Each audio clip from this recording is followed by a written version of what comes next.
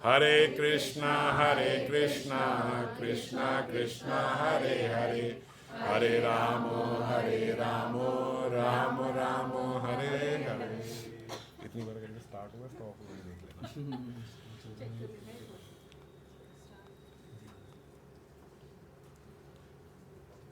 अच्छा, हमने पिछली बारी वो चर्चा करी थी कि एक राजपूत जो हैं वो आके महाप्रभु से मिले थे, नहीं? अच्छा, ठीक है, यहाँ से करना है। तो ये हमने चर्चा करी थी कि श्रीमन महाप्रभु इमली तला के वृक्ष के नीचे वहाँ पे साधना किया करते थे, और लोगों से इधर उधर जब भीड़ इकट्ठी होती थी तो वहाँ से बच के हरि नाम किया करते थे, और दोपहर के बाद ही लोगों को फिर दर्शन देते थे, है ना। दोपहर से पहले श्रीमन महाप्रभु अपना ही भजन करते थे, जैसे सुबह उठ गए मंगल काल में, और फिर उसके बाद अपना ही हरि नाम किया, और दोपहर को हरि नाम करके श्रीमन महाप्रभु जब आते थे तब सबसे मिलते थे। तो ये हमने चर्चा करी थी कि इस प्रकार श्रीमन महाप्रभु ने सबेर उपदेश करे नाम संकीर्तन। हम सब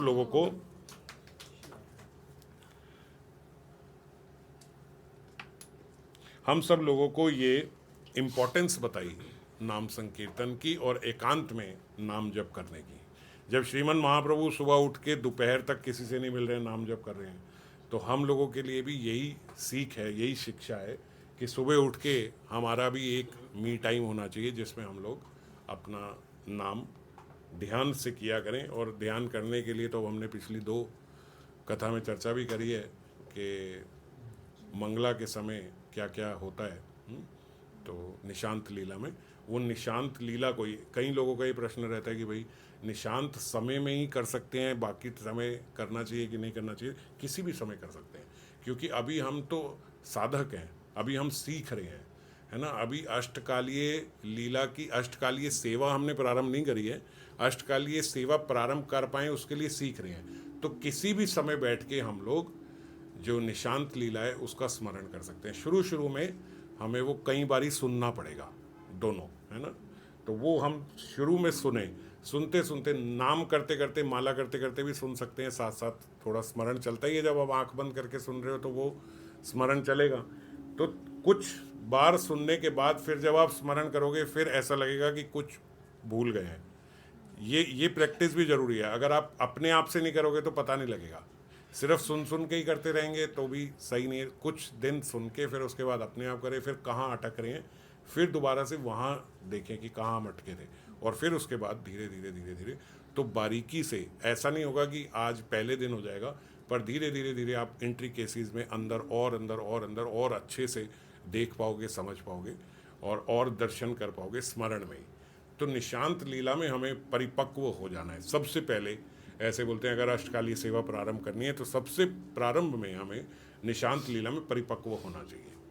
तो इसीलिए जिस भी समय करें वो निशांत लीला का स्मरण करें। बढ़िया हमारे पास भी है कि हम ऐसे नहीं तो माला में कोई फ़ोन चलाता है, कोई इधर देखता है उधर देखता है, कुछ करता है, तो अब आपके पास एक बहुत बढ़िया एंगेजमेंट है ना। इतनी बढ़िया निशांत लीला, और इतनी बड़ी है कि आराम से आप 64 माला करो स्मरण करते हुए, और बारीकी से उसको और दर्शन करें।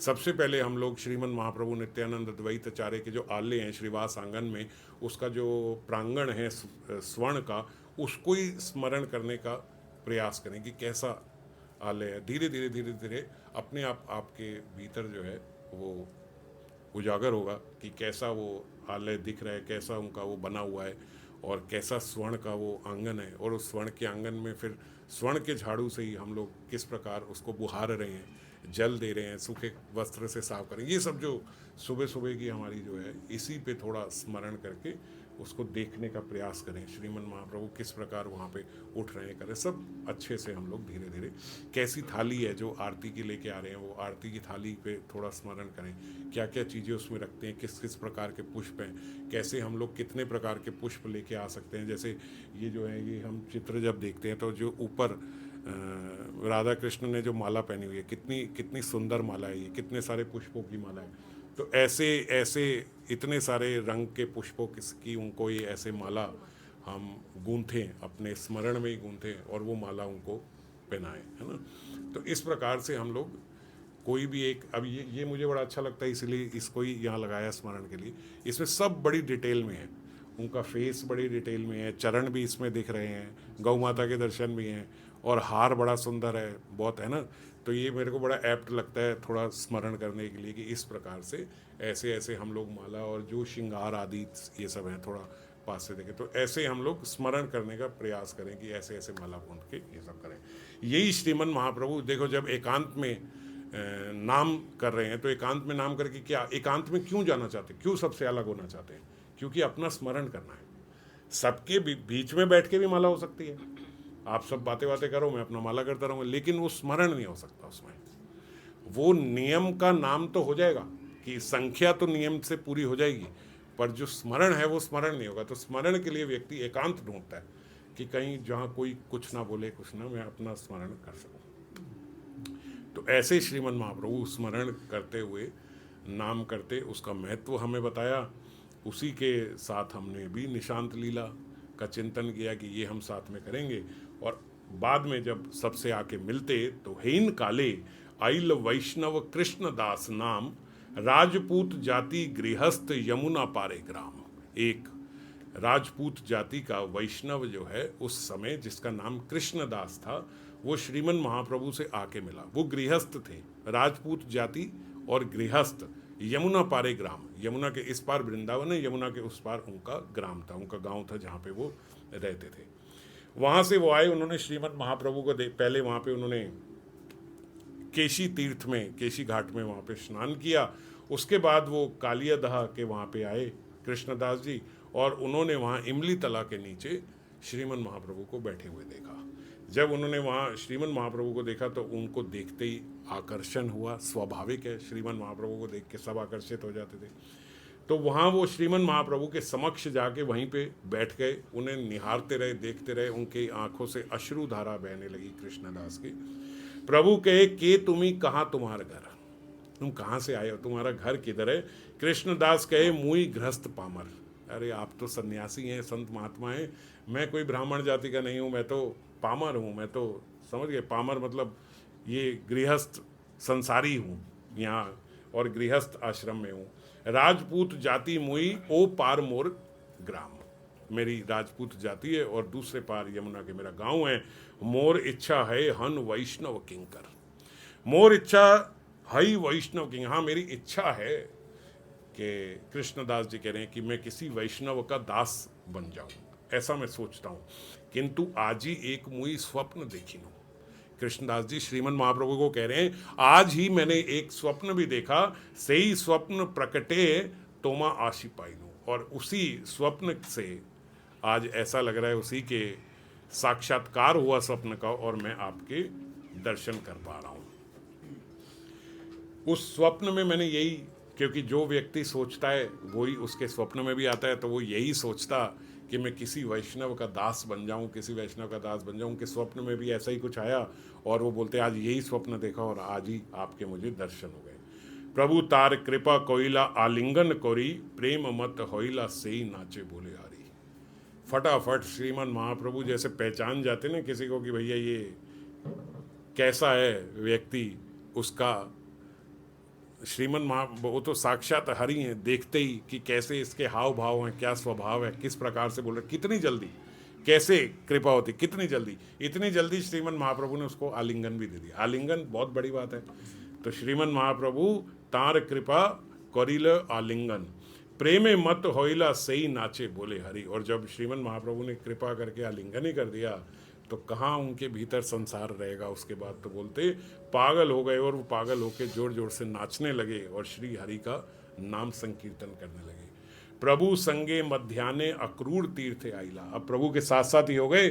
और मध्याने श्रीमन महाप्रभु जब वापस अक्रूर तीर्थ आते थे लंच के लिए, सबसे मिलते थे, तो वहाँ साथ साथ श्रीमन महाप्रभु के अक्रूर तीर्थ आए। प्रभुर अवशिष्ट पात्र प्रसाद पाइला, और तो और वहाँ पे श्रीमन महाप्रभु का प्रसाद भी उनको मिल गया, उनका अवशिष्ट श्रीमन महाप्रभु का प्रसाद पाया हुआ ये भी उन्हें प्राप्त हो गया। प्रभु संगे रहे गृह स्त्री पुत्र छाड़िया, महाराज फटाफट से सब कुछ हो गया। अभी आए हैं, अभी आते ही श्रीमन महाप्रभु ने आलिंगन दिया, आलिंगन करके प्रेम मत हो गए, नाचे गाए, संकीर्तन करें, श्रीमन महाप्रभु के साथ साथ चले। उसी दिन दोपहर को वहाँ श्रीमन महाप्रभु का महाप्रसाद प्राप्त हो गया। महाप्रसाद प्राप्त होते ही भैया कोई घर बार का रहता नहीं है, सब छूट गया। बोले उसके बाद उन्होंने कह दिया अब मैं आप ही के संग रहूँगा, मेरी स्त्री है, पुत्र है, घर है, लेकिन अब उनके साथ रह नहीं पाऊँगा। सब कुछ छोड़ के, उस दिन तो बोलते गए थे, अगले दिन सुबह आए और सब कुछ छोड़ के आ गए। बोले अब मैं सबको, जयराम जी कराए भाई खत्म, आज के बाद अब मैं आप ही के संग रहूँगा। वृंदावने पुनः कृष्ण प्रकट हैला, यहाँ तहाँ लोक सब कहिते लागिला। मुझे समझ में आ गई है, वृंदावन में पुनः कृष्ण प्रकट हो गए हैं, साक्षात कृष्ण हो आप प्रकट हो गए। यहाँ तहाँ सब लोग यही बात बोलते हैं, अब मैं वापस घर जाने वाला नहीं हूँ। एका दिन अक्रूर तीर्थे लोके प्रातः काले, वृंदावन हईते आशे कोरी कोलाहले। एक दिन अक्रूर तीर्थ पे ही बहुत सारे लोग इकट्ठे हो गए और कोलाहल होने लगा। वहाँ पे बहुत सारे सब लोग आके बहुत शोर मचाने लगे। प्रभु देखी कोरिला लोक चरण वंदन, प्रभु ने सबके चरण वंदन करी, सबको प्रणाम किया जो इतने सारे लोग आ गए। प्रभु कहे कहाँ है ते कोरिले आगमन, भाई आज कहाँ को आ गए यहाँ, इतने सारे लोग एक साथ इकट्ठे होके, क्या हो गया ऐसा। लोका कहे कृष्ण प्रकट कैला दहेर कालिया दहेर जले। कालिया दहा जहाँ हुआ था, जो कालिया घाट है वहाँ पे, हम सब ने देखा है वहाँ कालिया घाट, तो वो कालिया घाट पे साक्षात कृष्ण प्रकट हो गए हैं। सब लोग वहाँ पे कह रहे हैं कालिया शिरे नृत्य करे फण रत्न ज्वले।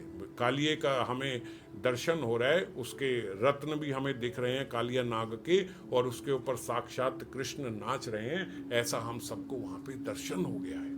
श्रीमन महाप्रभु को सब लोग बता रहे हैं साक्षात देखिला लोक नाहिक संशय। सब लोग कह रहे हैं हमने साक्षात दर्शन करें कालिया नाग के ऊपर कृष्ण को नृत्य करते हुए, इसमें हम लोग कोई संशय नहीं है। सुनी हंसी कहे प्रभु सब सत्य है। सुन के थोड़ा सा प्रभु मुस्कुराए, हंसे और कह रहे सब सत्य ही है। सत्य क्या है? बोले सत्य तो है भैया, वृंदावन में कृष्ण प्रकट तो हो गए हैं। यही मत 3 रात्रि लोक गमन, 3 रात्रि तक यही होता रहा भैया। लोग बहुत भीड़ का भीड़, जट्ठे का जट्ठा वहाँ पे आ रहा है, और रात्रि में उन्हें वो दर्शन हो रहे हैं कि कालिया नाग के ऊपर कृष्ण नृत्य करें। सबे आशी कहे कृष्ण पाइल उन दर्शन। सब लोग रात को दर्शन करते, सुबह दोपहर को श्रीमन महाप्रभु के पास आते और बताते कि साक्षात कृष्ण आ गए। साक्षात कृष्ण के हम सब लोगों को दर्शन हो रहे हैं। अलग अलग लोग, रोज बहुत सारी भीड़ आ रही है, और उस भीड़ में सबको वहाँ पे दर्शन हो रहे हैं। प्रभु आगे कहे लोक श्री कृष्ण देखिला। सब आके प्रभु को बोल रहे हैं भैया हमने साक्षात कृष्ण देख लिए। सरस्वती यही वाक्य सत्य को हिला। बोले जैसे सरस्वती उनकी जिह्वा पे बैठ गई हो कि सत्य तो हो ही रहा है, साक्षात कृष्ण के दर्शन तो सबको हो ही रहे हैं उस समय। भट्टाचार्य तभी कहे प्रभुर चरणे आज्ञा देह यही करी कृष्ण दर्शने। बलभद्र भट्टाचार्य जो श्रीमन महाप्रभु के साथ हैं, उनके दास बलभद्र भट्टाचार्य ने उनके आगे उनके प्रभु के चरणों में निवेदन किया कि मुझे भी आज्ञा करो। आज्ञा देह यही करी कृष्ण दर्शन। आज रात को मैं भी जाऊंगा और कृष्ण के दर्शन करके आऊंगा। तबे तारे कहे प्रभु चपाड़ मारिया। प्रभु ने प्रेम से उसको चपाड़ मारी। मूर्ख व्यक्ति, मूर्ख होइला पंडित हैया। भैया तो पंडित है हैं बलभद्र भट्टाचार्य महाराज जी, आप पंडित हो, और पंडित होके भी एकदम मूर्ख जैसी बातें कर रहे हो। कहाँ यहाँ रात को कालिया नाग आ रहा है और रोज कृष्ण आके कालिया नाग पे खड़े होके दर्शन दे रहे हैं, ये सब कर रहे हैं। प्रेम से उसको एक चपेट लगा कि चल यहीं पे बैठ जा, सुबह में तेरे को वैसे ही कृष्ण के दर्शन करा दूंगा। तो उनको बोला भैया वातुल हो गया तू, ये सब छोड़, और सुबह सुबह तेरे को अब देख, कल सुबह तेरे को कृष्ण के दर्शन करेंगे। प्रातः काले भाव्य लोक प्रभु स्थान आइला। फिर प्रातः काले बोले कुछ भव्य लोक, बहुत सारे लोग और अलग लोग प्रभु के वहां पे आए। कृष्ण देखी आइला प्रभु तार पूछला। जब वो आए तो प्रभु कह रहे हाँ जी देखा है कृष्ण को। तो अब तो बलभद्र भट्टाचार्य को भी प्रभु ने कहा है कि सुबह तेरे को दिखाएंगे। लोका कहे रात्रिये केवट नौकटे चढ़िया, कालिया दहे मत्स्य मारे दुईते जयवलिया। मतलब वहाँ पे भैया कुछ नहीं है। वो जो अब ये जो लोग आए बोले महाराज हम आपको बताते हैं, ये थोड़े इंटेलिजेंट लोग उस दिन सुबह आए। कह रहे रात को वहाँ पे क्या होता है, बोले एक नाव में एक मछुआरा जो है वो वहाँ पे मछली पकड़ने जाता है और रात के समय अपनी बोट वहाँ पे बीच में खड़ी करके टॉर्च मारता है, टॉर्च से मछली ढूंढता है।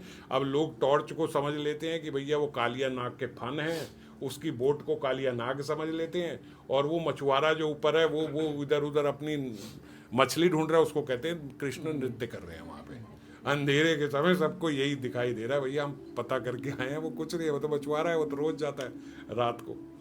और दूर से लोग देख के ये समझते हैं कि कालिया नाग के वहां दर्शन हो रहे हैं। प्रभु बलभद्र भट्टाचार्य को देख रहे। वृंदावने कृष्ण आइला सही सत्य है, कृष्णेर देखिला लोका यही मिथ्या नाय। ये मिथ्या नहीं है, असल में बोलते उनकी जिह्वा पे जैसे सरस्वती बैठ गई, वो बोल रहे हैं कि वृंदावन में कृष्ण आ गए, वृंदावन में कृष्ण आ गए, तो ये बात वो झूठ नहीं बोल रहे। वृंदावन कृष्ण आइला सही सत्य है। कविराज गोस्वामी कह रहे बात तो सही है, श्रीमन महाप्रभु वहां पे आए, जितने लोग रात को आके कालिया दाह और कृष्ण को नृत्य करते हुए देखते, सुबह आके महाप्रभु को बताते, तो रात को नहीं, उन्हें सुबह तो दर्शन हो रहे हैं साक्षात कृष्ण के, वो सुबह आ रहे हैं, उन्हें दर्शन तो रहे, वो झूठ नहीं बोल रहे। चाहे उनको समझ में नहीं आ रही, मूर्ख बन रहे हैं, मगर कृष्णेर देखिला लोक इहा मिथ्या नाय, ये बात सही है। वो वहां नहीं देख रहे हैं, यहां देख रहे हैं, मगर देख तो पा रहे हैं वो कृष्ण को, और कृष्ण तो वृंदावन में आ गए हैं। कहाँ देख रहे हैं, बस ये बेचारे गलती कर रहे हैं। जब देख रहे हैं तो बता रहे हैं कि हम देख चुके हैं, और जिनको देख रहे हैं वो कृष्ण है नहीं, लेकिन देख पा रहे हैं।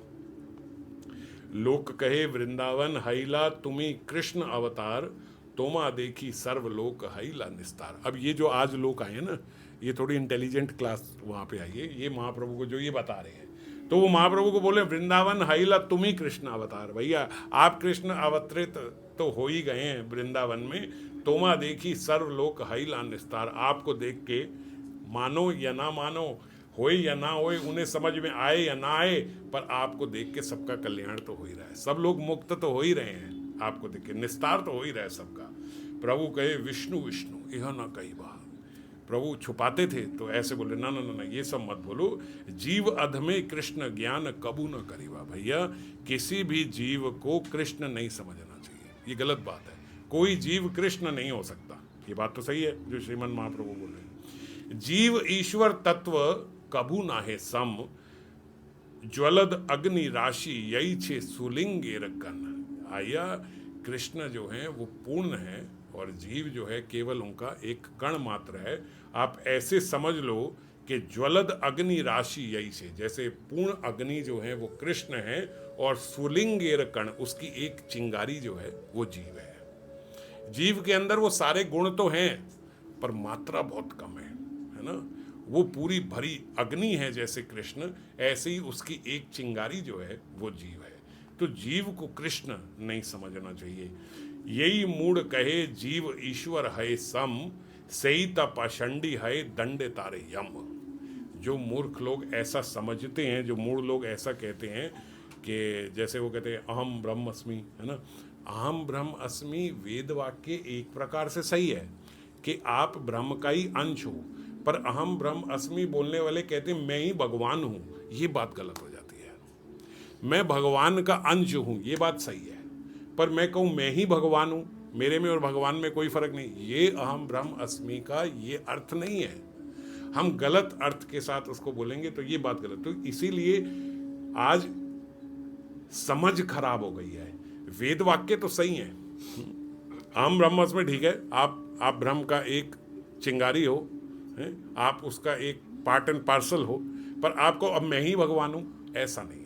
तो ऐसा वो बोलते हैं सही पाषंडी है दंड तारे यम। ऐसे लोग पाषंडी हैं और उनको यमराज से दंड मिलता है, जो ऐसा समझ लेते हैं कि मैं ही भगवान हूँ, मुझ में और भगवान में कोई भेद नहीं है। और यहाँ तक कि जो लोग ब्रह्मा और शिव को भी भगवान के बराबर समझते हैं, वो भी गलती कर रहे हैं, वो भी अपराध कर रहे हैं। ब्रह्मा और शिव भी भगवान के सेवक हैं, साक्षात नारायण के सेवक हैं ब्रह्मा और शिव। ऐसा समझना कि वो एक ही स्तर पे हैं, ये ऐसा समझना भी अपराध है हमारे लिए। देखो हम एक फैक्ट्री में काम कर रहे, वर्कर है कोई फैक्ट्री का, है ना। तो वो फैक्ट्री का वर्कर जो है उसके लिए बड़े बाबूजी जो हैं वो भी उसके मालिक हैं, बाबूजी का बेटा आ जाए वो भी उसके लिए मालिक है। दोनों मालिक है कि नहीं है ना? वो तो कहेगा मेरे लिए तो दोनों मालिक हैं, पर उन दोनों का आपस में क्या संबंध है? बेटा जो है वो पिता का एक प्रकार से दासी तो है ना, वो उसकी सेवा ही तो कर रहा है, पर उस वर्कर के लिए वो बराबर है। ऐसे ही आप समझ लो भगवान श्री कृष्ण और शिव जी, हमारे लिए भगवान शिव भी भगवान है ना, क्योंकि वो उनके परम दास हैं, पर अगर उन दोनों को आपस में देखें तो वो उनके पुत्र समान, उनके परम दास हैं भगवान शिव। पर जहां हम हैं वहां से हम देखें तो हम कहेंगे हमारे लिए तो बराबर ही है, मालिक का बेटा, हमारे लिए तो दोनों मालिक। तो ये कहें कि भगवान शिव भी भगवान है, ये बात भी सही है, पर एकदम कहीं बराबर तो ये बात सही नहीं है। पर जहां हम हैं वहां तो भगवान ही है ना, समझ गए ना बात को? लेकिन उन दोनों का आपस में क्या संबंध है, तो ऐसे ही हमें समझना चाहिए। लोक कहे तुमाते कबू नहीं जीवमती, कृष्णेर सा दर्श तुम्हार आकृति प्राकृति। वो बोल रहे महाराज आपकी ये बात तो समझ गए कि जीव को कृष्ण नहीं समझना चाहिए, जीव अलग है भगवान अलग है, पर तुमाते कबू नहीं जीवमती, पर आप में हमारी जीवमती है ही नहीं, हम आपको जीव समझ ही नहीं रहे। हम तो जानते हैं कि आप साक्षात ईश्वर हो। कृष्णेर सदर्श तुम्हार आकृति प्राकृति, सब देख लो साक्षात कृष्ण के समान ही है। हम आपको ऑर्डिनरी इंसान समझ रहे हो और फिर कह रहे हो आप भगवान हो, तो अपराध है। पर जब भगवान ही हो तो फिर कैसे कह दें भाई आप जीव तत्व हो ही नहीं। आकृत्य तुम्हारे देखी ब्रजेंद्र नंदन, आपकी आकृति देख के हमें बिल्कुल ब्रजेंद्र नंदन, बिल्कुल साक्षात कृष्ण जो हैं वही नजर आते हैं। बस आपने रूप जो है वो इस समय स्वर्ण कर लिया है। यहाँ पे किशोरी जी का वो नहीं बोल रहे, वो बोल रहे हैं आपका वर्ण जो है वो स्वर्ण हो गया, पर आकृति तो आपकी संपूर्ण रूप से आकृति आपकी कृष्ण वाली ही है। ईश्वर स्वभाव तुम्हार ढका नहीं आए, आपका जो स्वभाव है ना, जो ईश्वरीय स्वभाव है वो आप ढक नहीं पा रहे हो। आपने प्रयास तो बड़ा किया, अपना वर्ण बदल के, ढक के, सन्यासी के वस्त्र पहन के, सब कुछ करके कर लिया, पर स्वभाव को कैसे ढकोगे? वो स्वभाव आपका ढका नहीं जाता। अलौकिक प्राकृति तुम्हार बुद्धि आगोचर, तोमा देखी कृष्ण प्रेम जगत पागल। आपका जो ये आपकी जो आकृति प्राकृति जो है, जो इतनी अलौकिक है, वो एक आम इंसान की बुद्धि के परे की बात है। आपको केवल देखने से ही हम सब लोग प्रेम में पागल हो रहे हैं। ऐसे किसी को देख के, किसी जीव को देख के कोई प्रेम में ऐसा पागल नहीं हो जाता। तुमा देखी कृष्ण प्रेम जगत पागल। अच्छा कोई एक आदमी, दो आदमी, तीन आदमी भावुकता में हो जाए, है ना भैया, किसी एक को कोई व्यक्ति बड़ा अच्छा लग रहा है, वो उसके प्रेम में पागल हो सकता है, पर सारी दुनिया ही उसके प्रेम में पागल हो जाए, ऐसे तो नहीं हो सकता। तो इससे पता लगता है कि आपका स्वभाव, इससे समझ में आती है कि आप जीव नहीं हो, आप साक्षात ईश्वर हो। स्त्री बाल वृद्ध आर चंडाल यवन, यही तुम्हार एक बार पाए दर्शन। चाहे कोई भी हो, चाहे स्त्री हो, चाहे बच्चा हो, चाहे बूढ़ा हो, चंडाल हो, यवन हो, यही तुम्हार एक बार पाए दर्शन। कृष्ण नाम लय नाचे है उन्मत्त। आपके एक बार कोई भी दर्शन पाले, वो उसके बाद नाम ले लेके उन्मत्त हो जाता है। आचार्य हैला सही तारिला जगत, आप आचार्य रूप में आए हो और इस जगत को तारने के लिए आए हो। इससे हमें समझ में आता है कि आप जीव नहीं हो। तुम्हारा नाम सुनी है स्वपच पावन। जो स्वपच हैं, जो चंडाल हैं, वो भी पावन हो जाते हैं आपका नाम लेके, या आपके मुख से जो नाम निकल रहा है उस नाम को लेके। अलौकिक शक्ति तुम्हारा न यही कथन। कैसी आपकी अलौकिक शक्ति है, ये हम अपने शब्दों से बोल नहीं सकते, ये बोली नहीं जाएगी। बंगाली में बोलते हैं तुम्हार ना यही कथन, यही कथा की करीबो, की कथा करीबो। क्या बोल रहा है ना, बंगाली में ऐसे बोलते हैं, तो क्या बोल रहा है, बोले के कथा करीबो। तो एक दो बंगाली अभी पीछे ऐसे चर्चा हो रही थी, बोले की कथा करीबो। मैंने कहा कथा तो गौर कथा, वो एक कथा करीबो। मैंने कहा गौर कथा, मुझे लगा वो कथा की बात कर रहे जो आप कथा करते। बाद में पता लगा वो बोले कि तुम क्या बोल रहे हो ये। तो वो उसको कथा बोलते, कथा कि तुम क्या बोल रहे हो, कथा। तो यहाँ पे भी वो यही बात बोले, अलौकिक शक्ति तुम्हारा न यो कथन है, ये बोली नहीं जा सकती जो आपका अलौकिक स्वरूप है।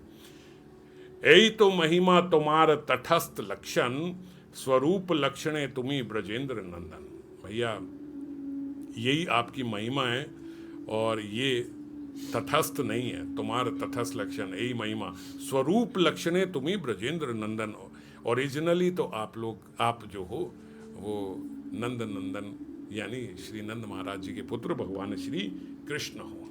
सेई सब लोक प्रभु प्रसाद कोरिला, कृष्ण प्रेमे मत लोक निज घरे गेला। इस ऐसे ही सही सब लोके प्रभु प्रसाद करीला, प्रसाद करीला मतलब प्रभु की कृपा सबको प्राप्त हो गई। जितने सब लोग ये सब लोग देख पा रहे हैं, समझ पा रहे हैं श्रीमन महाप्रभु के स्वरूप, कृपा तो महाप्रभु की उन्हें प्राप्त हो ही गई है।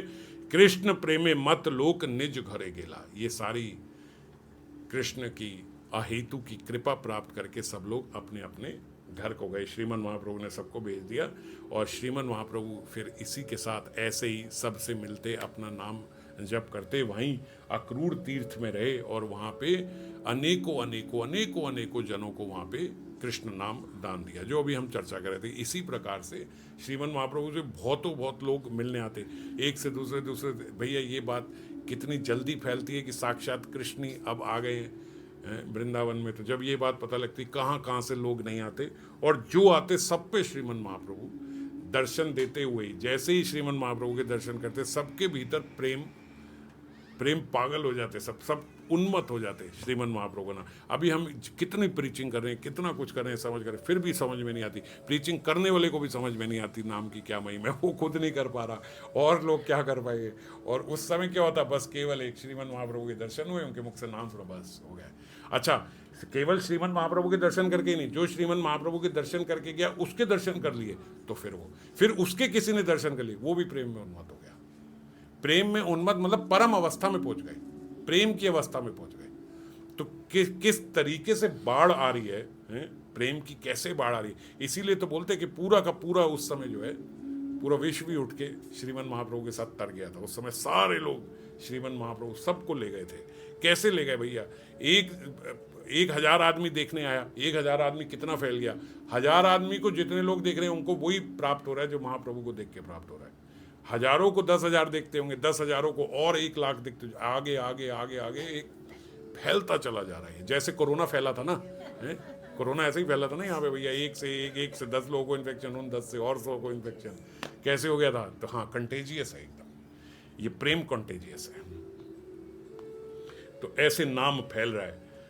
मथुरार यत लोक ब्राह्मण सज्जन, भट्टाचार्य स्थान आशी करे निमंत्रण। अब वहाँ पे जितने मथुरा में जो ब्राह्मण लोग हैं वो सारे बलभद्र भट्टाचार्य के पास आते और वो उनको श्रीमन महाप्रभु को प्रसाद पवाने का इनविटेशन देते कि भैया हमारे यहाँ, जैसे वहाँ जगन्नाथपुरी में हुआ करता था ऐसे यहाँ पे। पर जगन्नाथपुरी में श्रीमन महाप्रभु सबके गृह जाते थे, यहाँ गृह नहीं जाते थे, यहाँ सब लोग आते थे और श्रीमन महाप्रभु के लिए प्रसाद की व्यवस्था करते थे, बनाते थे। और आते केवल ब्राह्मण लोग ही बोलते थे, क्योंकि ऐसा है कि ब्राह्मण के मुख से ही भगवान पाते हैं। तो हालांकि देखो, ब्राह्मण बल बहुत होता है, ब्राह्मण बल बहुत बड़ा बल है। ब्राह्मण बल, ब्राह्मणों ने क्या क्या नहीं करा है विश्व में, तो किस किस प्रकार से तप करके कैसे भगवान को उन्होंने पा लिया है। एक बार एक वेद की ऐसे कथा कहीं मैं पढ़ रहा था कि भृगु महाराज जो है, वो भृगु महाराज पता नहीं क्या लीला बनी, पूरी मतलब लंबी है, पता नहीं पता तो है, मतलब लंबी लीला है कि भृगु महाराज की पत्नी जो है उनका वध भगवान ने कर दिया। भृगु महाराज नाराज हो गए, भाई क्या है, हमारी पत्नी का वध कर दिया। अब ब्राह्मण बल आपको बता रहा हूँ कैसे कैसे ब्राह्मण रहे। भृगु महाराज जी ने आके साक्षात हरि को श्राप दे दिया कि भैया मैं इतना बढ़िया भजन कर रहा था, मेरे भजन में विघ्न आ गया क्योंकि आपने मेरी पत्नी को मार दिया, पत्नी के वियोग से मेरा भजन नहीं हो रहा, तो मैं आपको श्राप देता हूँ, आपको भी ऐसा ही पृथ्वी पे जन्म लेना पड़ेगा और आप भी अपनी पत्नी के वियोग में रहोगे। एक राम जन्म ऐसे भी हुआ है, उनके श्राप से हुआ। अच्छा, अब बड़ा आदमी जो होता है भाई, उस समय भगवान अलग मूड में थे, हैं, भगवान के अलग अलग मूड होते हैं। उस समय भगवान भृगु महाराज है, उन्होंने कहा चल जा, तेरा नहीं ले रहे हम श्राप, नहीं लग रहा। ऐसे लेने को ले लेते हैं, वो कहते हैं आज ही नतमस्तक हो जाते, ले लेते हैं। हम लोग भी बोलते हैं ना, कोई आए मैं ये कर दूंगा वो कर दूंगा, जो कर सकता कर ले, चल जा जो तेरे बन पाए कर ले, है ना। हम भी कई बार ऐसे बोलते हैं ना तैश में आके, भगवान भी ऐसे मूड, ये मूड भी तो भगवान से ही आया हमारा, है तो सारे मूड भगवान से ही आए हैं। भगवान भी उस समय यही मूड में थे, उन्हें भृगु को कहा जा भाई ये कोई अपराध नहीं ले रहा मैं, ठीक है, और कोई श्राप नहीं ले रहा तेरा, चल मैं बड़ा हूं, नहीं ले रहा मैं श्राप। भृगु महाराज भाई ऐसे हो गए कि यार इतने बड़े हम लोग ब्रह्म तपस्वी, ऐसे हमारा कैसे श्राप नहीं ले रहे। उन्होंने जाके तपस्या प्रारंभ करी, करते करते करते करते बोले ऐसी तपस्या उन्होंने करी, अपनी तपस्या की अग्नि से उन्होंने पूरा जो स्वर्ग है उसके आसपास आग आ गई, आग फैल गई। पृथ्वी पे बोलते इतनी गर्मी हो गई कि बिल्कुल ठंड के मौसम में भी लोगों के पसीने निकल रहे हैं, ऐसा गर्म मौसम हो गया। सारे देवता भगवान के पास गए, भगवान कुछ करो, वो तो ऐसी तपस्या कर रहे हैं भृगु महाराज कि थोड़े समय में ये पूरी पृथ्वी जो है जल के राख हो जाएगी उनकी तपस्या से। ऐसे उन्होंने वहां करे। भृगु महाराज ने जान के ऐसी तपस्या ही करी कि भैया धीरे धीरे ऐसा टेम्परेचर बढ़ा दूंगा ना कि मेरी क्यों नहीं मानी इन्होंने, है मेरा श्राप क्यों नहीं लिया, इस बात की तपस्या कर रहे हैं कि भगवान ने मेरा श्राप क्यों नहीं लिया। और फिर जब देवता लोग ऐसे आए तो भगवान भृगु जी के पास गए, यार सीरियस हो गए क्या, चलो मैं ले लेता हूँ इतना क्या कर रहे हो यार, भगवान हार गए हैं भृगु महाराज जी की तपस्या के आगे, भगवान हार गए। भगवान कह रहे अच्छा ठीक है, एक जन्म में ऐसा लोग, हाँ भैया जो जो तुमने शराब दिया वो मैंने ले लिया, बस ठीक है। हाँ तो कह रहे तो क्यों नहीं लोगे यार, आप कमा लोगे, आपने बोले ले लो। और फिर भृगु महाराज की तपस्या बंद कराई तो यहाँ पे सब सही हुआ। तो ब्राह्मणों का ऐसा इतना बल बताया गया ब्रह्म तपस्या। अब ये ब्राह्मण ही ऐसी तपस्या करते हैं और तो कभी किसी ने करी नहीं है। लेकिन अगर हम श्रीमद् भागवतम में देखें तो जो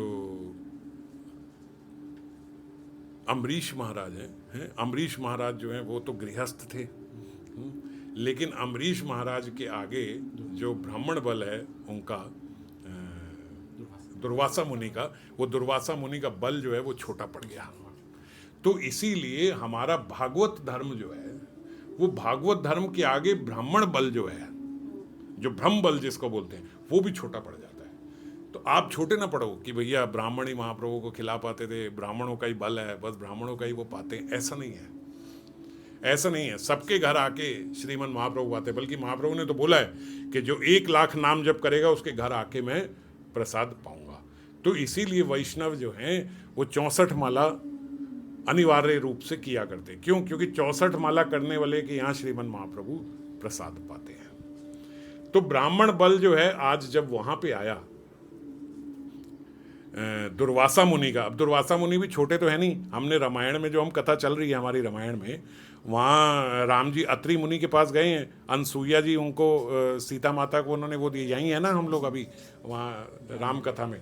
तो अनसुईया और अत्रि जी के ही पुत्र हैं ये दुर्वासा मुनि जो है, तो छोटे मोटे नहीं है। अत्रि जी कौन है? वो साक्षात ब्रह्मा के पुत्र हैं और अत्रि जी के पुत्र दुर्वासा तो ब्रह्मा जी के पोते हैं। कितना डायरेक्ट रिलेशन है, दादाजी हैं ब्रह्मा जी।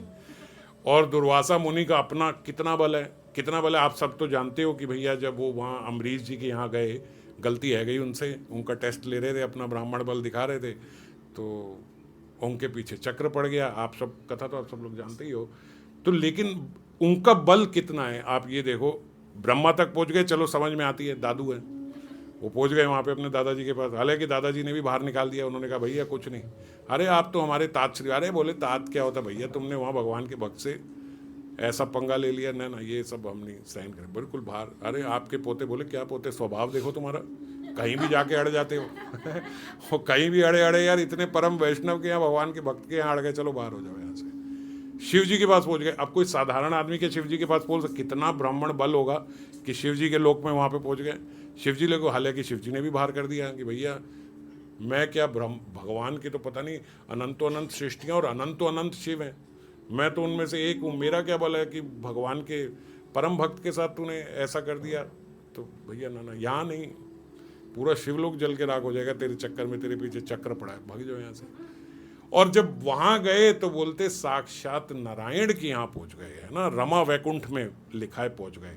अब वैकुंठ में देवता नहीं जा सकते, देवी ब्रह्मा नहीं जा सकते, उनके अपने दादाजी जो ब्रह्मा जी हैं, ब्रह्मा जी का भी प्रवेश नहीं है वैकुंठ के भीतर। आप कभी भी देखो, उन्होंने तपस्या करी तो बाहर रह के उन्होंने तपस्या करी, भगवान आए उनको दर्शन दिए, वो नहीं चले गए ऐसे। मगर ब्राह्मण बल कैसा है, एक भृगु जी चले गए थे, लात माराए थे, हैं, और एक ये दुर्वासा मुनि कैसा है, दुर्वासा मुनि भैया वहीं पे चले गए, वैकुंठ में पहुंच गए। और भगवान ने मुंह मोड़ लिया, ये वो खड़े हैं, भगवान देख ही नहीं रहे। हालांकि भगवान, अब आचार्य लोग जो हैं वो बोलते हैं भैया भगवान आप ही ने बोला है सन्मुख होए जीव मोए जब ही, जन्म कोटि अग नासही तब ही, हैं तो सन्मुख हो गए आपके, और आपने कहा जन्म कोटि अग नासही तभी। भगवान कह रहे भैया ये सारी बातें ठीक है मगर वैष्णव के प्रति अपराध कराए, मेरे भक्त के प्रति अपराध, फिर ये सब नहीं चलता। जन्म कोटि अग नासई तभी, मेरे कोई सन्मुख आ जाए, उसने पूरे ब्रह्मांड के प्रति कोई अपराध कर दिया हो, पूरे विश्व में त्राही त्राही मचा दी हो, मैं उसको माफ कर दूंगा। रावण को भी उन्होंने बोला एक बार को आ जाएगा मैं माफ कर दूंगा, पर जब इन्होंने ये अपराध कर दिया, जब वैष्णव के प्रति इन्होंने अपराध कर दिया, अब नहीं भाई, अब वो बात नहीं है सन्मुख हो जी मुझे ना, वैष्णव के प्रति अपराध करके है। हाँ चलो एक बात कर लेते हैं भैया, उन्होंने बोला भैया आपने, अब वो भी दुर्वासा हैं, उन्होंने बोला आपने वहाँ बोला है सन्मुख होए जी मोए जब ही, मैं आपके पास आ गया हूँ। बोले देखो मैं इतनी आप पे कृपा कर सकता हूँ, आपको रास्ता बता सकता हूँ, हैं आपको अभी छुड़वा तो नहीं सकता मगर रास्ता बता सकता हूँ। क्या रास्ता है? बोले जिनके प्रति अपराध किए उन्हीं से जाके क्षमा मांगो। तो भक्त अपराध जो है वो कितना भारी पड़ा उनको, दुर्वासा मुनि को भी, एक ब्राह्मण को भी इतना भारी पड़ गया एक गृहस्थ के प्रति अपराध करके। और वहां गए और वहां करके कहते चरण पकड़ लिए उन्होंने अम्बरीश महाराज जी के। एक तो दूर से दंडवत होती है, अब ब्राह्मण हैं सब ये हैं और वो गृहस्थ हैं, तो बड़े गए तो बड़े ऐसे थे दुर्वासा मुनि हैं, हमें बोल रहा है श्राप दे दिया, तो बोलते ऐसे नहीं, दूर से दंडवत, बिल्कुल पैर पकड़ के माथा रख दिया वहां पे। और वो बड़े सकुचाए कि आप क्या कर रहे हो, अम्बरीश महाराज तो परम भक्त हैं, वो सकुचाए आप क्या कर रहे हो। 1 साल से अम्बरीश महाराज जी भी भूखे बैठे हैं कि जब तक वो नहीं आएंगे प्रसाद नहीं पाएंगे तब तक मैं नहीं पा सकता। अतिथि घर आए पहले वो पाए, एकादशी व्रत उन्होंने किया हुआ था, द्वादशी पे वो गए थे, और उन्होंने उन्हीं को प्रसाद पवा के अपना एकादशी का व्रत खोलना था। 1 वर्ष हो गया, 1 वर्ष तक बोले वो एकादशी व्रत पे ही रहे वैसे ही, कैसे कि अभी वो आए थे तो जब तक वो नहीं आगे पाएंगे तब तक मैं आगे पा नहीं सकता। हम लोगों को कोई छोटी मोटी नौकरी लग जाती है, छोटा मोटा पद मिल जाता है, एक आध फैक्ट्री खुल जाती है, तो हम लोग बोलते भैया बड़ा काम है, अभी नाम नहीं ले सकते, इतनी माला नहीं हो सकती, हम थोड़ा काम करेंगे, ऑफिस में बहुत काम है, ये है वो है। और वहाँ अम्बरीश महाराज, और हम एक एकादशी में ऐसे बोलते यार हमें तो यार यहाँ जाना है वहाँ जाना है, दुनिया भर के काम है यार, हम लोग थोड़ी निर्जला रख पाएंगे, हम लोग थोड़ी ऐसे कर सकते हैं। तो अम्बरीश महाराज जी को अभी एक जगह में एक और किसी कथा में ये इन्होंने भेजी थी, उसमें सुन रहा था, हालांकि उन्होंने उसमें अम्बरीश महाराज जी की कथा नहीं बताई, मगर वो उसमें बता रहे थे राजेंद्र प्रसाद महाराज जी कि अम्बरीश महाराज जी का चरित्र सुन के भी अगर किसी के भीतर भक्ति नहीं आए तो बोले उसे तो घास खानी शुरू कर देना चाहिए, भेड़ बकरी की तरह चरना शुरू कर देना चाहिए उसे, फिर वो इंसान नहीं है। तो अम्बरीश महाराज जी का ऐसा चरित्र इसीलिए ऐसा बताया गया कि भाई कैसा चरित्र देखो, 1 साल से राजा होके पूरी पूरी पृथ्वी के राजा थे वो, और तब से व्रत करके ऐसे बैठे हैं। और जब वो आए तो उनके भीतर ये नहीं आई कि देखा मेरे को शराब दे के गए थे, क्या हुआ, ऐसा नहीं आया उनके भीतर। वो ऐसे थे कि भैया, और कहीं तो आचार्य लोग ये बोलते हैं कि भैया जब इनके पीछे चक्र पड़ा तो दुर्वासा मुनि भाग गए, भागना नहीं चाहिए था, बोले वहीं रुक जाते तो अम्बरीश महाराज जी वहीं सेटल करा देते उनका, अम्बरीश महाराज जी उसी समय उनको रुकवा देते, उनको अपने सामने कटने ना देते, पर वो भाग गए। बोले भागे तो फिर 1 साल भागते रहे, और फिर जब 1 वर्ष बाद आए तो उन्होंने चक्र से प्रार्थना करी अम्बरीश महाराज जी ने दुर्वासा मुनि के लिए, आप इनका पीछा छोड़ दो, मेरे सारे पुण्य ले लो, मेरे सारे पूर्वजों के पुण्य ले लो। बोले तब भी शांत नहीं हुआ। फिर उन्होंने जब उनको अपनी भक्ति का वास्ता दिया कि यदि मैं सबके भीतर अपने इष्ट के दर्शन करता हूँ तो ये शांत हो जाए, फिर वो चक्र जो है शांत हुआ। और इतना बड़ा जब किसी के साथ इंसिडेंट हो जाए तो वो याद तो रखता है, ऐसा बड़ा हादसा हो जाए किसी के बाद तो जीवन भर ट्रॉमा बना रहता है उसके अंदर कि ऐसा हुआ, होता है कि नहीं होता। हमारे साथ एक बार हो जाए वो ट्रॉमा हमेशा याद रहता है, भैया बहुत बुरा समय देखा है मैंने। दुर्वासा मुनि, एक तो ईगो दुर्वासा मुनि, और दुर्वासा मुनि बहुत हाई, ऐसा है ना कि भाई मैं दुर्वासा हूँ। तो अच्छा, बड़े सारे चरित्र दिमाग में आ रहे हैं, पता नहीं कैसे कैसे। ये सीख के लिए बस एक बता रहा हूँ कि देखो, दुर्वासा मुनि है कैसे, जो अभी मैं सब बता रहा हूँ, उन दुर्वासा मुनि के भीतर भी एक बार इच्छा पैदा हो गई थी कि मैं शादी कर लूँ, और हो गई थी दुर्वासा मुनि की। दुर्वासा मुनि बोलते एक बारी एक जगह बैठ के तपस्या कर रहे थे, वहाँ पे एक गंधर्व जो है वो रंभा को ले आया। वो तो अपना घूमने फिरने आए रंभा के साथ, वहाँ उन्होंने रंभा के साथ अपना विहार प्रारंभ कर दिया, और दुर्वासा मुनि की तपस्या में डिस्टर्बेंस हुई। उन्होंने देखा उनको, रंभा को, गंधर्व को, तो जब वो देखा तो उन्हें गुस्सा आया कि अब उन्हें क्या पता यहाँ बैठ के कोई तपस्या कर रहा है, वो तो अपना हिमालय में कॉटेज लेके गए जैसे समझ लो। अब वो गंधर्व और रंभा को जब उन्होंने देखा तो भाई क्रोध आया कि यहाँ पे हम बैठ के तपस्या कर रहे हैं, यहाँ ये क्या कर रहे हैं। तो गंधर्व को तो उन्होंने कहा भैया तू गंधर्व थोड़ी, तो गर्दभ है, गधा है। तो वो बेचारा गधा बन गया, और वही भगवान की लीला में धेनुकासुर बन के आया, फिर उसका कल्याण हुआ है। संत महात्माओं का श्राप तो ऐसा ही होता है, कल्याण हो जाता है। और रंभा को भी कोई एक आध श्राप व्राप दे के उनको कर दिया। लेकिन अब जब वो बोलते बैठे, अब जब आंख बंद करे तो उनकी आंख में वही चित्र आए जो उन्होंने देख लिया। तो ये मैं इसलिए बता रहा हूं कि देखो, जो दुर्वासा मुनि के स्टैंडर्ड के लोग हैं, वो भी एक खराब दृश्य देख लें तो जब तपस्या करने बैठते हैं तो उनके दिमाग में वो दृश्य आ जाता है। हम लोग दुनिया भर के दृश्य फोन पे देखते रहते हैं, और फिर हम लोग सोचते हैं कि सुबह बैठ के निशांत लीला चिंतन भी हो जाए हमारा। असंभव है, पॉसिबल नहीं है। जब दुर्वासा मुनि के दिमाग में वही चित्र आ रहा है, अब दुर्वासा मुनि के माइंड में ऐसा भैया बसा, उन्होंने कहा भैया विवाह करना चाहिए। कोई तो आनंद विवाह में भी होगा, जो ये बार बार हमें तंग कर रहा है। अच्छा, भगवान भी बड़े कौतुकी हैं, जो जैसा होता है उसको वैसा मिलवा देते हैं। वो कोई ऋषि थे, कंडू ऋषि कोई ऐसे रहे हैं, शायद कंडूक ऋषि हैं। उनकी पुत्री बड़ी सुंदर थी, बहुत ही सुंदर थी, और बोलते हर चीज़ में निपुण थी। उनके साथ वो गए और उन्होंने बोला आपकी पुत्री के साथ मुझे विवाह करना है। उन्होंने कहा बहुत बढ़िया भैया, आप जैसा, तो क्योंकि वो भी ऋषि पुत्री थी, उन्होंने कहा आप जैसा दुर्वासा भैया इनके साथ विवाह करेंगे तो। पर एक बात बता दूं, हमारी लड़की जो है इसको गुस्सा बहुत जल्दी आता है। दुर्वासा ने बोला भाई सेम मेरा है, मुझे भी बहुत गुस्सा आता है, एक तो परफेक्ट मैच है हम दोनों का, मेरे को भी बहुत जल्दी गुस्सा आता है। कंडू ऋषि ने बोला भैया दोनों गुस्से वाले मिल जाएंगे, परफेक्ट मैच नहीं है, ये बिल्कुल इम्परफेक्ट मैच है। वो भी बहुत जल्दी गुस्सा खा जाती है और तुम भी बहुत जल्दी गुस्सा खा। अरे अब उस समय तो सवार था भैया, शादी करनी है। दुर्वासा मुनि ने कहा जब गृहस्थ होते हैं तो सहन तो करना ही पड़ता है, सहन करेंगे हम इसका गुस्सा, कोई बात नहीं। बोले महाराज कितना सहन करोगे, बहुत गुस्सा आता है। बोले आप चिंता ना करो, 100 इसके पाप जो है मैं 100 बारी गुस्सा माफ कर दूंगा भैया। चलो इतना थोड़ी गुस्सा करेगी, 100 बारी। शादी कर दी। बोले विवाह करके घर गई थी, घर जाते ही उसको गुस्सा आ गया, ये क्या घर है तुम्हारा, ये क्या है। अब देते ही उसने गाली देना शुरू करी, 1 2 3 4 5 ने कहा रुक जा भैया, 100 का तो हम बोल के आए, हम भी दुर्वासा हैं। फिर बोलते बोला चल ना, 100 के बाद तू क्या कर लेगा, मैं भी ऋषि की पुत्री हूँ। टन टनाटन इतनी बोल दी महाराज, कहाँ 100 पीछे रह गई। उसने कहा भस्म हो जा तू, वो उसी समय भस्म हो गई, खत्म, 10 मिनट में विवाह फिनिश। जो दुर्वासा ने कहा, इसीलिए ब्रह्मचारी भी बोलते हैं ब्रह्मचारी के ब्रह्मचारी, बस विवाह हुआ 10 मिनट्स शादी, शॉर्टेस्ट मैरिज रही है उनकी। कलिकाल में इतनी शॉर्ट किसी की नहीं होगी जितनी दुर्वासा वाली की रही है। 10-15 मिनट में खत्म हो गया, भस्म हो गई वो। अब वहां कुंडू ऋषि आए, व्हाट इज दिस, क्या करा ये। बोले भैया आपकी लड़की को बोला था 100 माफ कर दूंगा, वहां ने तो 100 5 मिनट में खत्म कर दी। इतनी गालियां बक दी भाई हमारे को, इतनी गालियां बक दी। अब हम भी बोले नहीं, ये तो अच्छी खासी हमारी लड़की थी, तुमने 10 मिनट में यार खराब कर दिया मामला।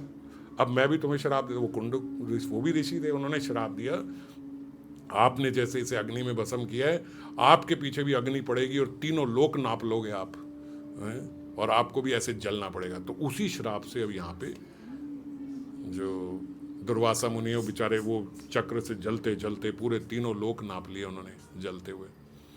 तो यहाँ अम्बरीश अब ट्रॉमा उनके अंदर है। अब वहाँ पे वो चतुर्मास में गए दुर्योधन के यहाँ, दुर्योधन ने बोला भैया हम तुम्हारी सेवा करेंगे, यहाँ पे बैठो। चतुर्मास में एक जगह रुक जाते हैं ना सब, तो उनके 10,000 शिष्य थे साथ में। आज भी इतना कोई नहीं चलता साथ में, 10,000 शिष्य लेके दुर्वासा मुनि चलते। दुर्योधन ने कहा हम करेंगे, वो कोई कमी तो थी नहीं। शकुनी ने कहा भैया इनकी सेवा करो, बहुत काम आएंगे ये हमारे। वो तो मोटिव से ही करते थे सब काम। तो वो उन्होंने सेवा करी। दुर्योधन बोलते 4 महीने भूल गया क्रोध होता क्या है। वहाँ की प्रजा भी बोलती भैया ये दुर्योधन को क्या कर दिया हमारा, कोई गुस्सा नहीं आता, कुछ नहीं आता इसे, बिल्कुल इतना प्यार से सेवा कर, बहुत अच्छे से सेवा, बहुत अच्छे से दुर्वासा मुनि की सेवा करी उन्होंने। चतुर्मास पूरा हुआ, दुर्वासा मुनि बड़े प्रसन्न हुए। उन्होंने कहा भैया दुर्योधन हमने तुम्हारे बारे में तो उल्ट पटांग बातें सुनी थी, पर तुम तो बिल्कुल विपरीत हो इससे। इतने भैया दुर्वासा जैसे को 4 महीने जो व्यक्ति झेल लिया, बड़ी बात है? हमारे को तुम बर्दाश्त करके 4 महीने, और हमेशा हमने तुम्हें हंसते हुए देखा। महाराज मांगो क्या मांगना है। अब शकुनी जी ने पहले ही सिखा रखा था जिसके लिए ये सब हो रहा था अभी नहीं। उन्होंने कहा कि वहाँ मेरा तो आपने कल्याण कर दिया, मेरे 5 भाई हैं, वो उस समय वो काम्य वन में थे, वो काम्य वन में वहाँ पे रह रहे हैं। और अब उनको आप जब वो सारा प्रसाद वर्साद पा लें बेचारे, क्योंकि वन में रह रहे हैं, तो जब वो सब प्रसाद वगैरह पा लें, जब पूरे वो हो जाए ना, उस समय आप जाना और वहाँ पे उनकी भी सेवा ग्रहण करना और उन पे भी कल्याण करना। मेरे भाई हैं, जैसे मेरे पे कल्याण किए उनका भी कल्याण। उन्हें तो बड़ा अच्छा है दुर्योधन भैया, इतना अच्छा, देखो अपने भाइयों का भी कल्याण मांग रहा है। अच्छा उसने जान के ऐसे बोला क्योंकि उनके पास एक बटलोई थी, सूर्य भगवान ने उनको गिफ्ट करी थी द्रौपदी जी को, क्योंकि वहाँ तो भीमसेन ही है 10-10 हज़ार आदमियों का खाना खाने वाले, तो उन्होंने इसी मारे वहाँ एक बटलोई दे दी। अच्छा और उनका स्वभाव भी ऐसा था युधिष्ठिर जी का, वो बोलते वो भी जहाँ जाते थे भंडारा करते रहते थे, सब संतों को महात्माओं को बुला लेते थे, आ जाओ आ जाओ आ जाओ भंडारा है। तो उन्होंने सूर्य भगवान ने उन्हें एक बटलोई दी थी कि भैया इससे जितना मर्जी तुम मांगो, हजारों लाखों लोगों का प्रसाद जो है इससे कर लो। लेकिन अंत में जब उससे द्रौपदी पालेंगी और उसको मांझ देंगी, उसके बाद फिर उस दिन उसमें से कुछ नहीं आएगा, नेक्स्ट डे आएगा फिर उसमें। बहुत बढ़िया है भैया, वो सबको पवा के ही एंड में क्योंकि पाते थे, है ना, जब सब पालेंगे तभी संत महात्मा एंड में वो पाएंगे, एंड में वो पाके जब धो देंगी फिर उस दिन कुछ नहीं आएगा, फिर वो आएगा। तो ये बात अच्छा वो बटलोई जो है वो बोलते ऐसी थी कि उससे कुछ भी निकाल लो, एक तो कितना मर्जी निकाल लो और जो मर्जी निकाल लो। जैसे वो जब सेवा कर रहे हैं, आपने बोला मुझे कड़ी बड़ी अच्छी लगती है, उसमें से कड़ी आ जाएगी। आपने बोला मुझे खीर बहुत अच्छी लगती है, नेक्स्ट खीर आ जाएगी उसमें से। इन्होंने बोला छोले भटूरे, छोले भटूरे आ जाएंगे, जो चाहिए आ जाएगा उसमें से। वो ऐसी बटलोई थी कि जो महात्माओं को जो जो चाहिए वो ही उसमें से आएगा और वो उनको परोस देंगे जो आपके मन में है। दिव्य बटलोई थी। दुर्योधन को पता था, इसलिए उसने जान के बोला जब वो हमारा सब पा लेना, सब कर लें, बेचारे वन में रहते हैं, पहले वो पालें फिर आप जाना। उसने कहा जब बटलोई धुल जाएगी फिर ये कुछ कर नहीं पाएंगे। उसका तीर लग गया निशाने पे। दुर्वासा मुनि वहाँ पहुँचे और युधिष्ठिर जी अपने स्वभाववश, आओ महाराज हमारे यहाँ प्रसाद पाओ। उन्होंने कहा महाराज 10,000 शिष्य हैं, कोई बात नहीं 10 लाख ले आओ, हमें क्या। उन्होंने कहा हमारे पास बटलोई है, नो प्रॉब्लम, हम तो जितना मर्जी निकाल के देंगे, आप आओ प्रसाद पाओ। उन्होंने कहा ठीक है, हम जरा संध्या आदि करके पहुँचते हैं आपके पास, आप करो व्यवस्था। वो करते हैं। युधिष्ठिर जी वहाँ गए, द्रौपदी को बोला चलो द्रौपदी बटलोई निकालो, 10,000 शिष्य दुर्वासा मुनि आ रहे हैं, सब आ रहे हैं, करेंगे। द्रौपदी ने कहा महाराज अपन तो प्रसाद पा चुके सारे ना, आप भी पा चुके, मैं भी पा चुकी, वो तो दूध आके मान दी, अब तो कल होगा जो होगा। बोले युधिष्ठिर जी बेहोश हो गए वहाँ पे।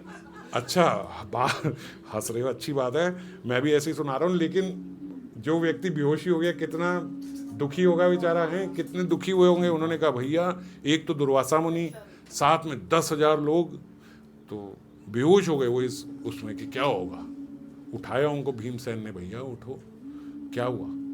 तो उन्होंने भीमसेन को बताया कि भैया भीम ऐसे ऐसे बात हो गई और ये बटलोई, अब सबको पता है बटलोई एक बार धुल गई, अब उसमें से अब तो कुछ आ नहीं सकता, अब क्या करें। अब अर्जुन को बुलाया, अर्जुन बोलता भाई अब इसमें तो तीरंदाजी नहीं चलेगी, क्या कर सकते हैं। आपने उनको बुला लिया, अब आएंगे सॉरी बोलेंगे। बोले भैया दुर्वासा जी से ये नहीं कर सकते, वो दुर्वासा है, वो तो श्राप दे देंगे, और ब्राह्मण का श्राप जो है वो लग गया तो कई जन्म खराब होंगे, उससे अच्छा है कि मैं मर जाता हूँ, तुम मेरे लिए सूखी लकड़ियाँ लाओ, मैं जल के मर जाता हूँ। भैया बोले आप जल के कैसे, कह रहे जल के मर जाऊँगा तो तुम बोलना भाई मर गया, तो तुमसे भी प्रसाद नहीं मांगेंगे कि भाई घर पे शरीर पड़ा है थोड़े ना प्रसाद मांगेंगे तुमसे, तुम भी बच जाओगे, और मेरे एक मृत्यु से तुम साथ नहीं तो सबको श्राप लगेगा और पता नहीं कितने जन्म खराब। नहीं हंसी में नहीं, सच में बोल रहे। भीम और वो निकल गए, सूखी लकड़ियां लेने जा रहे हैं, चलो लेके आते, क्या करे, कोई ऑप्शन नहीं, मरना तो वैसे भी है, वो आके श्राप देंगे तो भी मरोगे। वो सूखी लकड़ियां लेने जा रहे हैं और द्रौपदी हंस पड़ी। जब द्रौपदी हंसी तो सब लोग घूम के देखे, क्या मजाक हो रही है, हंस रही हो। द्रौपदी ऐसे हंस रही है कि कृष्ण कहीं चले गए हैं क्या, कहीं चले गए हैं कृष्ण हैं? तुम लोग इतने बड़े बड़े भगत बनते हो और आज ऐसे बेहोश हो रहे हो, गिर रहे हो, सब कुछ ये कर रहे हो, मर रहे हो, सूखी लकड़ियां लेने भी तुम्हारे दो भाई जा रहे हैं, एक बार कृष्ण को तो पुकारा होता। तो वो कह रहे भाई उम्मीद तो जागी उनके भीतर, उन्होंने कहा हमारे में तो बल नहीं है, तुम एक बार पुकारो। एक बार पुकारा, बोले कृष्ण वहीं चलते हुए आ गए। और जो ही वहाँ एक बार पुकार, बोले श्याम सुंदर वहीं चलते हुए आ गए। हाँ जी क्या हो रहा है? श्याम सुंदर विपदा में है। बोले विपदा वगैरह बाद में देखेंगे। कृष्ण कहते पहले खाना लेके आओ मेरे लिए। महाराज युधिष्ठिर फिर बेहोश हो गए। वो कह रहे भैया अब तो इनको भी साक्षात हरि के प्रति भी अपराध, अब इनको कहां से खाना खिलाए। फिर उठाया द्रौपदी, क्या उनने हाथ जोड़े, महाराज आपको 10,000 लोग वहां आए हुए हैं, सब बताया, खाना बनाने के लिए तो कैसे बनाए सब करे इसके लिए तो आपको बोले, आप फिर खाना मांग रहे हो। बोले भैया हम वहां बैठे द्वारका में, प्रसाद पाने लगे थे, थाली आ गई थी, रुक्मिणी के हाथ में गिराई थी, मुंह में डालने वाली थी, इतने में तुमने पुकार लिया, और जो तुमने पुकारा मैं वो गिराई भी छोड़ के यहाँ पे आया हूँ, और तुम यहाँ पे कह रहे हो कि प्रसाद नहीं है, ऐसा कर रहे हो। अब द्रौपदी भी बेचारी उदास हो गई कि हमने पुकार के इनको यहाँ बुला लिया और हमारे पास प्रसाद की व्यवस्था है। उन्होंने कहा बटलोई लेके आओ। अरे महाराज आप तो सब जानते हो, बटलोई दो धागे, अरे लेके आओ। लेके आए, बोले इधर उधर टटोली, एक चावल का दाना उसमें पड़ा था। वो चावल का दाना उन्होंने पाया और बोले जो वो चावल का दाना पाया, पूरा ब्रह्मांड का पेट भर गया महाराज, इतना पेट भर गया। उनके 10,000 शिष्य जो हैं उनको बोले उल्टी आने लगी, इतना पेट भर गया उनका। अब वो सारे वहाँ दुर्वासा को बोल रहे हैं भैया महाराज हम तो नहीं जा पाएंगे, आपने वहाँ बुला लिया उन्हें। अब दुर्वासा मुनि, मैं आपको ये क्यों सुना रहा था, दुर्वासा मुनि के मन में वही ट्रॉमा है। वो अम्बरीश महाराज जी के प्रति पहले अपराध हो गया था, अब यहाँ इन्होंने बुलाया है, मैं नहीं जाऊँगा, फिर कोई अपराध मान लें ये लोग। अब ये भी कोई साधारण तो है नहीं, पांडव हैं, साक्षात कृष्ण के प्रिय हैं। अब ये तो 10,000 लोगों का प्रसाद बना के बेचारे बैठे होंगे, और हम जाएं और कहें हम पाएंगे नहीं, तो आज मैं दूसरी बार जाऊंगा। वो बेचारे अपनी टेंशन में आ गए। दुर्वासा मुनि, सच में दुर्वासा मुनि सोचने लगे भाई अब तो ये बहुत गड़बड़ हो गई, ये कैसे होगा। इतने में वहाँ कृष्ण जो हैं उन्होंने भीम और अर्जुन को बोला कि जाओ और दुर्वासा मुनि को बुला के लाओ। बोले जल्दी आओ अपने अपने शिष्यों के साथ और यहाँ प्रसाद पकाओ। उन्होंने कहा आप मरवाओगे, 10,000 शिष्य हैं हमारे पास, तो यहाँ कुछ है नहीं, एक चावल का दाना आपने पाया बस खत्म हो गया। बोले तुम चिंता मत करो, तुम बोलो वहाँ पाओ। बोले वो आ गए, तो बोले नहीं आएंगे, तुम बोलो हमने व्यवस्था कर दी है 10,000। अच्छा भीम और अर्जुन में ये बढ़िया बात है, भीम और अर्जुन ये नहीं सोचते थे क्या सही क्या झूठ, क्या गलत क्या सही, जो कृष्ण ने बोला भैया हम बोल देंगे। युधिष्ठिर को इसलिए नहीं बोला, वो तत्ववादी हैं, बोले नहीं मैं झूठ नहीं बोलूँगा। जैसे वहाँ पे भी अटक गए थे, मैं नहीं बोलूँगा, अश्वत्थामा का मैं तो बोलूँगा वो हाथी मरा है। ये नहीं ये कहते जो भैया आप बोलोगे वो बोल देंगे, आप जो बोलो वही सत्य है। तो बोले हाँ वहाँ जाके बोलो कि 10,000 शिष्यों का खाना रेडी है, और सब आगे की बात समझा के भेजी, वो क्या क्या बोलेंगे ये सब कर देना। वहाँ भीम और अर्जुन पहुंचे। बोले जैसे ही दुर्वासा ऋषि के पास पहुंचे, वहाँ उनके शिष्यों ने देखा, महाराज बोलते एक भी शिष्य नहीं रहा, सब भग गए। एक अकेले दुर्वासा मुनि खड़े रह गए, पीछे देखा कोई नहीं है। हम जा ही नहीं सकते, हम एक दाना मुंह में नहीं डाल सकते। दुर्वासा मुनि को उन्होंने कहा भी भाई अपने शिष्य लेके आओ, हमने व्यवस्था कर दी, 10,000 लोगों का खाना वहाँ तैयार पड़ा है। दुर्वासा मुनि ने कहा भाई, अब दुर्वासा मुनि हाथ जोड़ रहे हैं, भाई हाथ जोड़वाओ, आज तो हम लोग नहीं पा पाएंगे, पता नहीं कैसे अपच हो गई है, सबकी तबीयत खराब हो गई है, आज पता नहीं क्या हो रहा है, हम लोग नहीं पा पाएंगे। अच्छा मेरी बात सुनो। दुर्वासा मुनि तुरंत फटाफट, वैसे भी तो अगर मैं प्रसाद पाता तो तुम मेरे से कुछ वर मांगते, मैं तुम्हें वो देता, है ना, तुम मेरे से वैसे ही वर मांगो, मैं तुम्हें वैसे ही दूंगा, तो तुम जो मांगोगे मैं तुम्हें दूँ। तो प्रसाद छोड़ो, प्रसाद और 10,000 लोगों को वहाँ पे पवाओ, हमने पा लिया, और हमसे वर मांगो। अब क्या अब उन्होंने पहले ही समझा के भेजा। तो उन्होंने बोला कि महाराज वर वगैरह तो आपसे क्या मांगे, जैसे समझा के भेजा तो वैसे ही, आप वहाँ आओ, आपके एक शिष्य बैठे हैं हमारे वहाँ पे, वो बुला रहे हैं, वो बोल रहे हैं गुरुजी को लेके आना, हम उनके शिष्य हैं। बोले कौन शिष्य बैठा है वहाँ पे? तो बोले वो कृष्ण जो हैं वो वहाँ पे बैठे हैं। बोले दुर्वासा मुनि हमारे गुरु हैं। अभी उन्होंने ही बोला था वहाँ जाके बोलना, दुर्वासा मुनि, ओ अब समझ में आ गई सारी बात है। बोले शिष्य नहीं है वो, सबके बाप हैं, सबके गुरु बैठे हैं। और वो अब मैं समझ गया कि हमारे साथ क्या सारी लीला हो रही है। अब वो और डर गए कि वो वहीं पे बैठे हैं और यहाँ पे भेजिए भैया। बोले जो मांगना यहीं मांग लो हमसे, और अभी हम आगे को चलेंगे। तो उन्होंने बोला भाई जो हमसे किसी से भी, बोले उन्होंने वर यही मांगा जो उन्होंने बोला। बोले इस पृथ्वी पे जितने भी लोग अकारण द्वेष करते हो उन सबका जो है पतन हो जाए। वो भक्ति के पात्र नहीं है जो अकारण द्वेष करते हो, आप ऐसा वर दो। उन्होंने वो वर दिया कि अकारण द्वेष करने वाला भजन नहीं कर पाएगा। और दूसरा बोले कई महात्मा ऐसे बोलते हैं कि एक उन्होंने बोला चलो ये तो आपको दिया, आप अपने लिए तो कुछ मांग लो। उन्होंने बोला ये तो आपने इस संसार के लिए ऐसा मांग लिया कि अकारण द्वेष करना, कुछ अपने लिए तो मांगो। तो बोले भैया भीम जो है वो थोड़े मज़ेदार व्यक्ति थे। भीम जो है, भीम ने कहा अच्छा चलो हम मांग लेते हैं, अगर आप अपने लिए बोल रहे हैं। तो उन्हें पता तो था कि इन्हें दुर्योधन ने भेजा है हमारी ऐसी तैसी कराने के लिए है। तो भीम ने बोला कि भैया महाराज ऋषिवर, मैं आप तो जानते हो मैं कितना प्रसाद पाता हूँ, अब वो 10,000 का तो मैं अकेला ही पा जाऊँगा, इतना तो मेरी अकेले की भूख है, इतने लोगों का मैं रोज़ प्रसाद पा जाता हूँ, तो टाइम लगता है फिर उसके बाद डोल डाल जाने में, ये सब करने में है। तो आप मुझे ऐसा वर दो कि खाऊं मैं और सोच जाए शकुनी मामा। तो बोलते उन्होंने वर दे दिया कि चलो भैया ठीक है। उसके बाद से बोलते भीम खाते थे और वहां पे हकते थे शकुनी मामा। और जब भीम को थोड़े मजा लेना होता था तो बोले खूब सारी मिर्ची खा जाते थे। निकास शकुनी मामा से होना है। तो संत महात्मा कई लोग ऐसे बताते हैं कि ये उन्होंने अपने लिए भी ऐसा मांग लिया था, तो उन्होंने उनको वर दे दिया। तो खैर, तो मैं कह ये रहा था, कहाँ से बात शुरू हुई थी पता नहीं, कि ये ब्राह्मण बल जो है वो देखो कितना होता है। लेकिन फिर भी जब कोई एक गृहस्थ जो है, जब वो सदाचार से और भागवत धर्म का पालन करता है, तो फिर वो गृहस्थ उनसे भी बड़ा हो जाता है। ऐसे महान ब्राह्मणों से भी जो जिनके आगे भगवान भी एक बार को उनकी तपस्या के आगे स्वतः, हाल है तो भगवान कुछ भी कर सकते हैं मगर किसी के साथ गलत नहीं कर सकते ना। इतने तपस्या कर रहे हैं तो भगवान झुक जाते हैं कि भैया इतनी तपस्या ये कर रहे हैं तो ये सही है। तो जिनके आगे भगवान झुक जाते हैं उनके बल से भी ऊपर बल है एक गृहस्थ का, अगर वो एक वैष्णव गृहस्थ का, अगर वो सदाचार से रह रहा है और वो भागवत धर्म का पालन कर रहा है। तो इसीलिए आप सदाचार करो और अपने आप को किसी से कम ना समझो। बहुत भजन में बहुत बल है।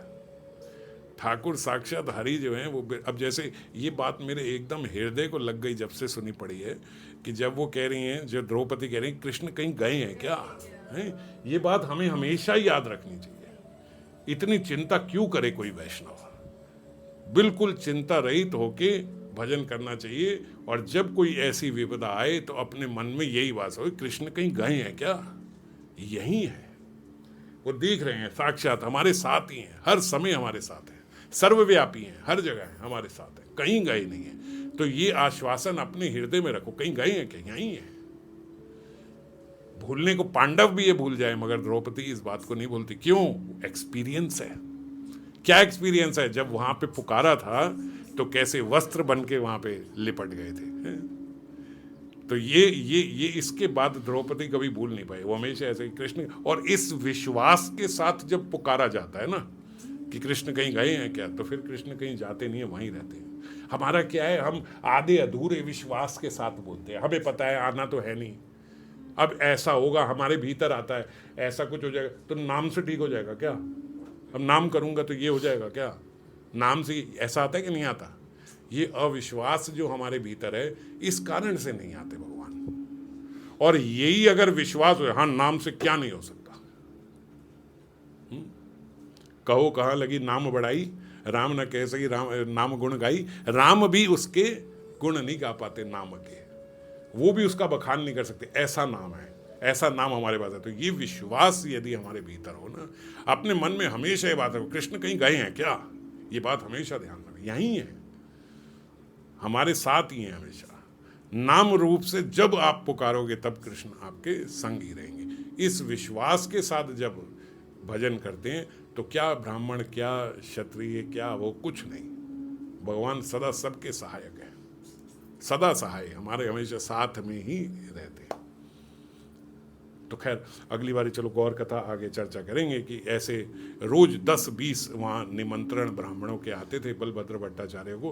पर बलभद्र भट्टाचार्य बोलते भाई महाराज एक बार पाते हैं वो हैं, तो एक ही को 10-20 में से एक को सेलेक्ट करते और ब्राह्मण के वहाँ का वो पा लेते। और ऐसे तो हमने फिर पढ़ा है, फिर सनोदिया ब्राह्मण के यहाँ भी पा लिया, जिसके यहाँ कोई नहीं पाता तो उसके यहाँ भी उन्होंने पा लिया, माधवेंद्रपुरी ने भी पा लिया। तो इसीलिए जात पात इससे कुछ नहीं होता, केवल ये है कि आप नाम करते हो, सदाचार हो आप, और वैष्णव आचरण हो, और नाम पे आपका अटूट विश्वास हो। इस बात पे अटूट विश्वास हो कि कृष्ण यहीं है तो यहीं है, हमारे साथ ही है। ठीक है, फिर और आगे की चर्चा अगली बार गौर कथा करेंगे। जय राधे।